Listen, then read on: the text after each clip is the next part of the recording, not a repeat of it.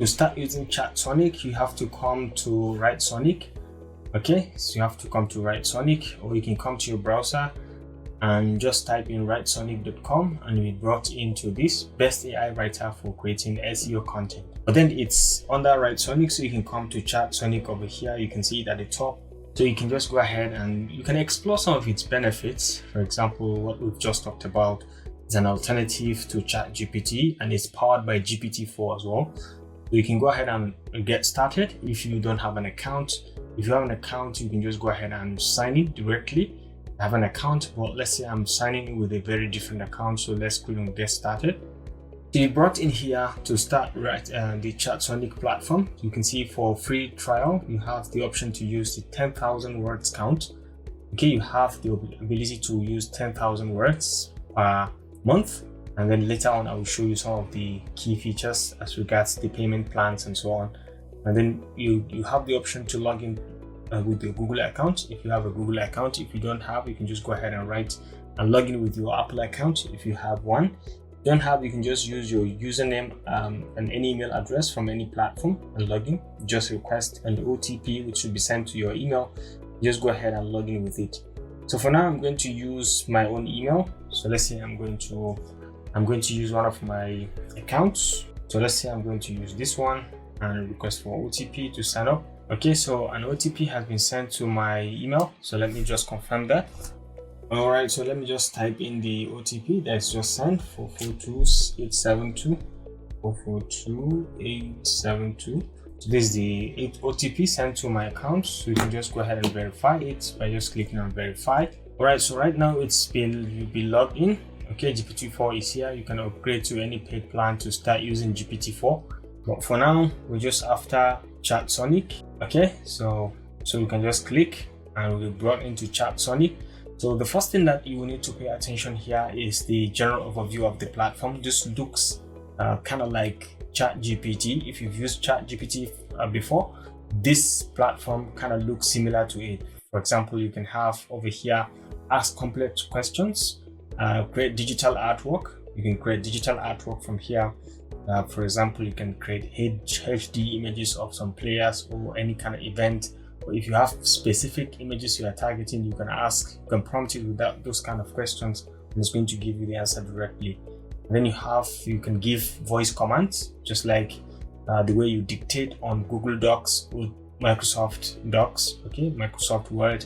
You can go ahead and dictate also. You can enable your mic and you can dictate features directly from here. This is one of its key advantages over ChatGPT and other platforms. And then you can generate professional content on your own, be it a blog post, an email. You can write any kind of professional content with this directly by just simple prompts. Okay, you can watch demo if you want. And down here to the left, you can see you can always start a new chat, just like the way you have it in ChatGPT. You can always click on this to start a new chat, and you can have your chat history labeled over here. All your chat history will be labeled here. You can always refer to them to check and see which ones you can continue, or you can terminate the chat accordingly. And then you have a bunch of basic settings down here. You have these concise search results. Okay, you can select the search results you want it to be concise, or you want it to be detailed. You can select from here as well. All right, so down here you have location. You can change your location to any country at the given moment. You can just select the country of your choice, and you have the word count over here. Right now I have 10,000 words that I've not used, which means you have a lot of basic prompts to use, and you have our answers generated. You can upgrade to any plan of your choice if you want from here by just clicking on this, and you equally have access to most of the key features. For example, you can see down here, these are plans and billings. You can see the free trial comes with 10,000 words per month, and you can unlock GPT-4 and GPT-4 Plus. These are other benefits, 25 plus languages. You have the browser extension, Zapier integration, and you have AI tool writer, article writer. You have the API access. You have access to the API. You want to do long form conversation, or this is for bloggers, freelancers, and business owners. And just go ahead and check out the additional features, and then this is what it is going to cost you per month. And if you want to do custom plan, you can always write in an email And these are some of the key benefits that you're going to benefit. I think it's quite nice and interesting to kind of try this. And then down here, you have the option to include latest Google dates. You can include latest information over here, but it's going to charge you more when you include latest information. And then when you enable memory, this is in terms of retaining the conversational memory. If you are conversating with it over time, it's going to keep in a particular prompt, in a particular chat, it's going to keep in all the conversation. It's going to remember everything that you've done. You can enable or disable this character or this feature as you wish. And then you have the current personality. You can go ahead and set the personality usage as you so wish. The default one is the general AI, and you have English translator, interviewer, travel guide, stand-up comedian, motivational coach, relationship coach, poet, philosopher. You can just go ahead and select. But I think the default one is general AI, and it's best for now. And for this tutorial, this is what we're going to use, the general AI for this. At the top over here, you have the option to check out the prompts library, whether you want to check out what other people have been asking this Chatsonic, and you can edit your content to your own liking, and then you can own them as your own chats or as your own prompts. You can go ahead and prompt it down here. Okay. And you have the Discord. You can have the Discord group for possible collaborations. If you want to join the group, you can just go ahead and join, so you can have an idea in what others are prompting this very Chatsonic and how the Chatsonic is responding. So joining the group actually is a very, very good opportunity for you to collaborate with like-minded personalities and see how people are relating with the chatbot and derive some inspiration. And you can have Google extensions as well. You can have this extension enabled in your Google browser, so you can easily use it and have access to it directly. And then you can have the Twitter account. You can follow them on Twitter, be able to see what they are doing, what are the latest things as regards this very AI feature, the Chatsonic. And then up here, you have the option to check out the settings. Once you click on this, you have basic settings. For example, you can integrate Google search, which you've explained. You can enable the text-to-speech conversion. Okay, as you send in your chat or your prompts, the AI is going to read it for you directly, and it's a very fantastic feature. I just don't want it because it's sometimes serving as a distraction to me, so I kind of disable it. But you can enable it so you can hear an example. For example, when we give it our first prompt, but after that, I'm going to come back and disable it because I don't like it. Now we have the follow-up memory. We've talked about this, the follow-up memory, the content, the results, the location, and the image. Okay, the image is what we've not talked about. It uses a stable diffusion platform or format, and you have the option to change that to use the DALL-E from OpenAI if you want. You can use the DALL-E feature, but I think the stable diffusion also is good, so we can just keep it as stable diffusion for now for this tutorial at this point. You can save the preferences and start your chats or your prompts immediately. So down here, you have the prompt box where you send in your prompts. You can send in as much as 4,000 characters, and you have the voice command over here. You can just start recording by just pressing on this and enabling your mic. You can start recording directly, so you don't have to type. So let's ask it some basic prompts. For example, can you tell me some of the advantages and disadvantages of ChatGPT, for example? So can you tell me about some of the advantages and disadvantages of ChatGPT? This is a very basic and general question, but let's see how it's going to respond, how fast and how accurate it's going to give us the information. So right now it's fetching the best facts. So you can see sure ChatGPT is a chatbot and generative AI. Advantages and disadvantages. One of its advantages is that it can be fine-tuned to provide better performance. 1. It is also capable of providing specific and relevant responses to user queries, remembering previous interactions, and declining inappropriate requests. 2. However, it has its limitations, including generating inaccurate or nonsensical. Okay, so like I said, I don't want the text-to-speech feature, so I just disable it. And you can see what it has done in as regards our first prompt, which is the ChatGPT. Can you give us some of the advantages and disadvantages? You can see it was giving us the definition, and then it went ahead to give us the advantages, which it listed 2 advantages, 3, and then however it talks about the disadvantages over here, the limitations. Okay, giving us some of the limitations, 1, 2, and gave us 2 limitations. You in summary, and then a summary. While ChatGPT can be a very useful virtual assistant, it also has its limitation, and people should not solely rely on it to solve problems. So I think this is very nice and very useful. And what I like most about it is that it gives us the references where it picked some of this information, because most of the chatbots, they pick in information randomly, especially ChatGPT. It doesn't specifically give you the details of where it picks some of its information. Okay, so when you highlight any part of the text or the results, you can see you have a number of features over here. You can like it or dislike it, because this is still at the trial stage. You can give them a dislike or a thumbs down if you don't like a particular response, and they'll take it up to see how they can train the chatbot to do better in the next one. And then we have you can edit the text in Chatsonic edit, okay, editing platform.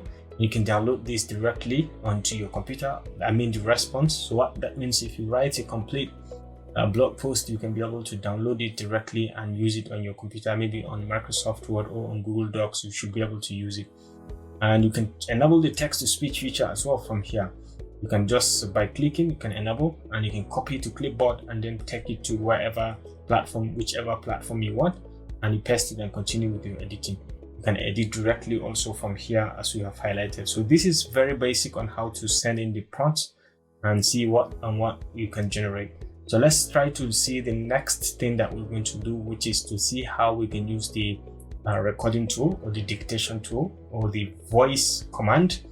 So let's say we give it some basic prompts using the voice command. Let's just click.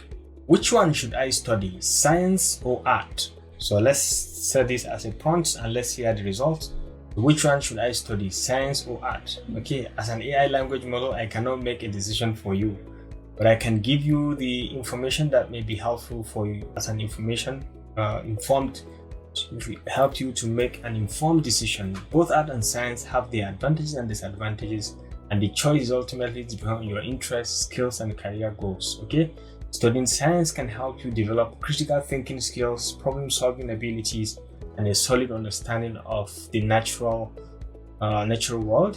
Okay, it can also lead to high-paying and in-demand careers in fields such as engineering, medicine, technology.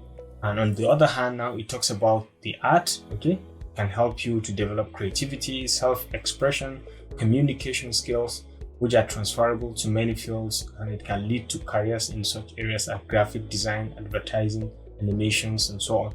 So this is just a basic prompt, and it has given us the answer we like, and it has demonstrated that the voice command is actually very useful, and you can use it. You don't have to always type.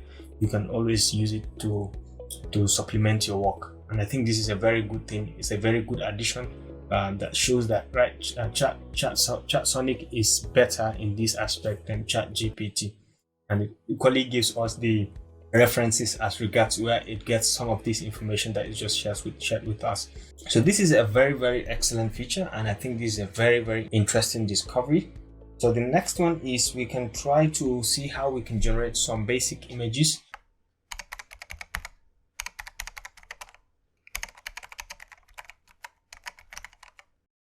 Let's see, can you give me a picture of the Nigerian national flag? And let's see. Yeah, this is it, and I think this is fantastic. So one thing you should pay attention to is once you have the image, you can go ahead and download over here. You can just click to download it, and I think this is superb. This is fantastically generated. You can see it's our logo, green, white, green, and it's our flag, green, white, green. And just go ahead and click to download it, and I think this is fantastically done. Okay, so this is Nigeria's flag.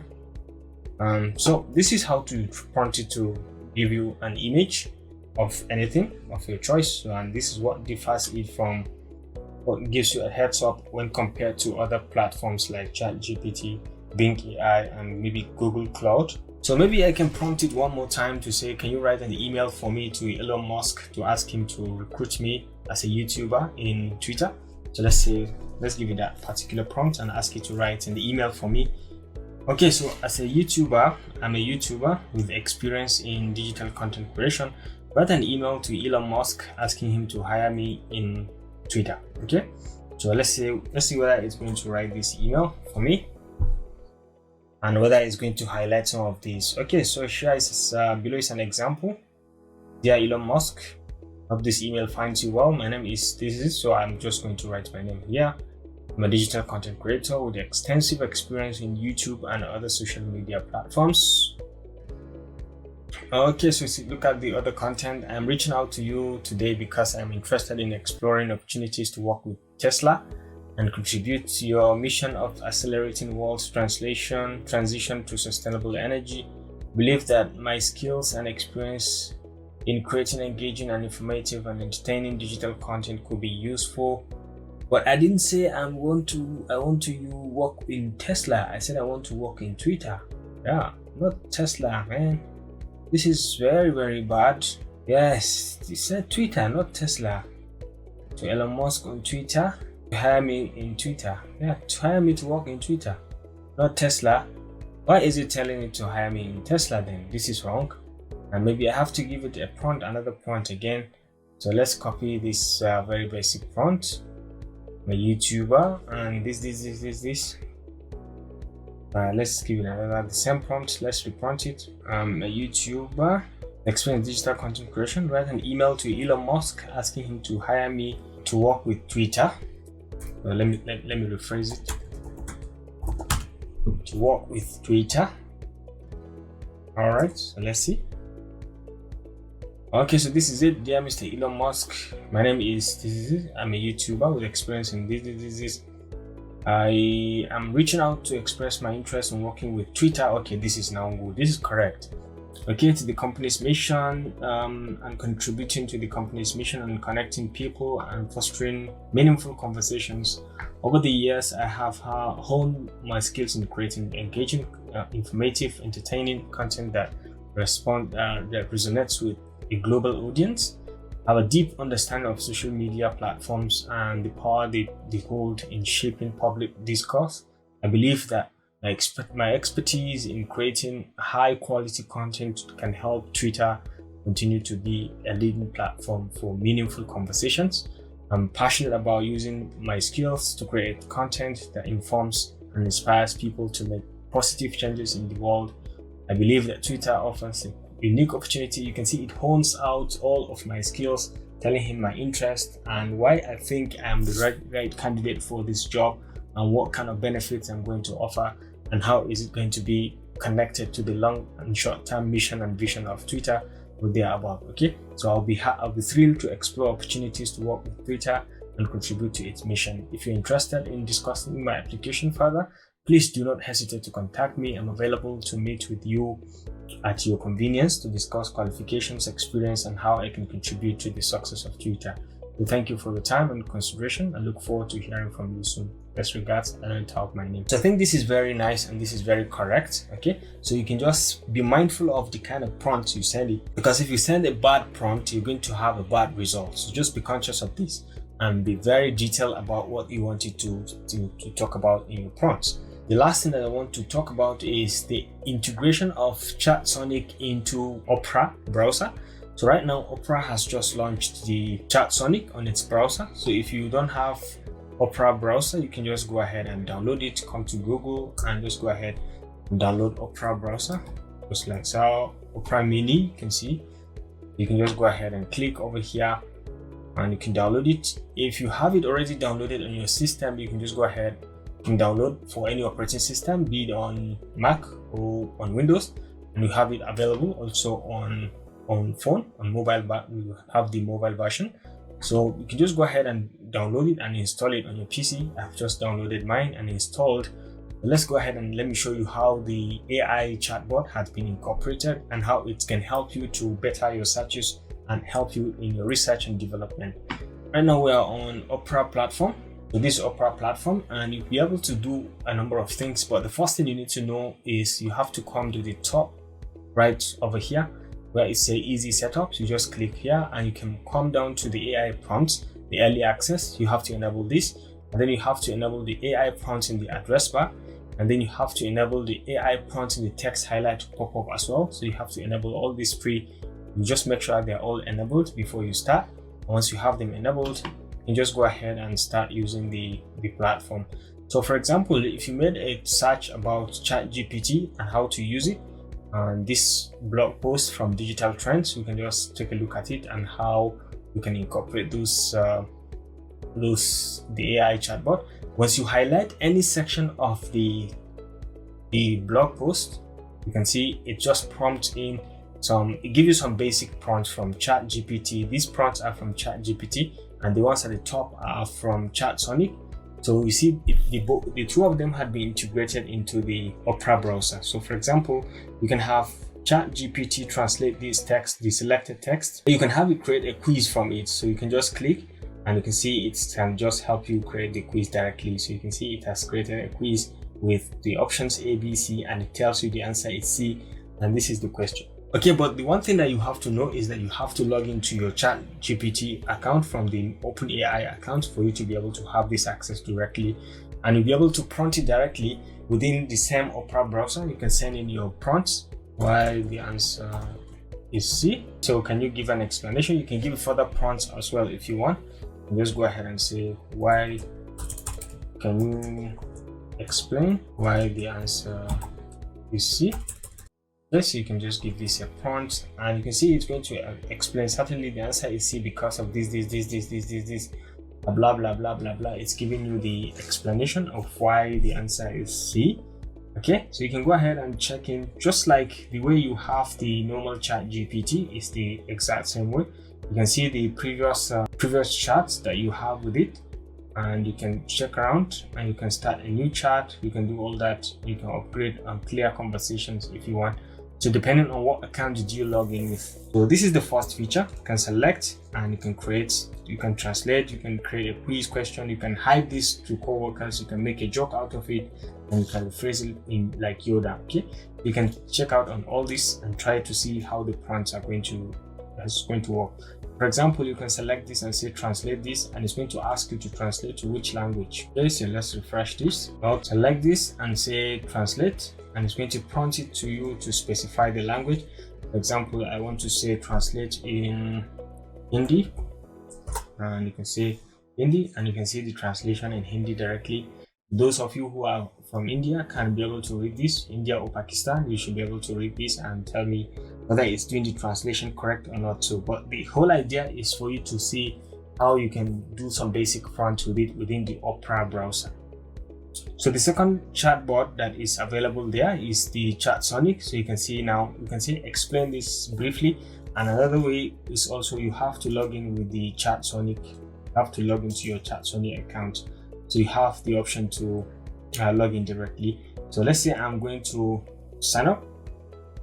Okay, so let me sign in first to my account. If you don't have an account, you can go ahead and create as we have explained. So this one will require me to bring in some OTP. Okay, so let me just check it. 189361. And you can see it's going to enable the chatbot to start writing. Okay, so you can see now you have the option to write. You can use the Google It feature. You can regenerate the response, okay, and you can enable the memory, or you can use the other features like the chat box and voice command. Okay, you can use all this. So the whole idea is, and you can change the personality from here like we've explained earlier on. Okay, and you can do many more things, explore the other features like we've explained. You can see the number of words that you have left and so on. So this is very basic and this is very generic, so you can go ahead and give it a try and see how you can use it to your own advantage to help you in your research and development, or generally in your experience with the Opera browser, and how to use it in general to do some research on your own. So I think that does it for this tutorial at this moment. I hope you've learned one or two things from this latest release and latest invention in the AI world. If you enjoyed this video, please remember to give it a thumbs up, and don't forget to always hit the subscribe and notification buttons to stay connected to this channel for more and more videos like this. So I'll see you in my next one. Bye.